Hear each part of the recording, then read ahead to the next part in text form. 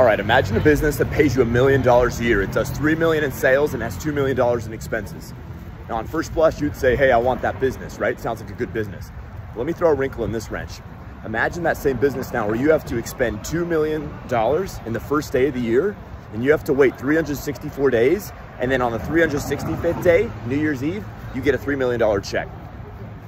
Now that business right there, quite literally, pays you $1 million in net income a year, $3 million in sales, $2 million in expenses. But of course, you have to have $2 million in the street for the first 364 days of the year.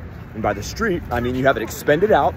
It's not in your bank account. You can't get interest on it. You can't invest it, nothing. And you have to be $2 million cash poor until you get that $3 million check the last day of the year. So of course, that's not an ideal business.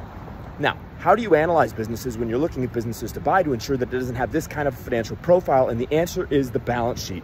You have to understand aged receivables and aged payables. And then if you want a real Jedi trick, you have to learn specifically how to look on the tax return to analyze the balance sheet item within the tax return. And this is important because when you file your tax returns, if you falsify those financial documents, you just committed a federal crime.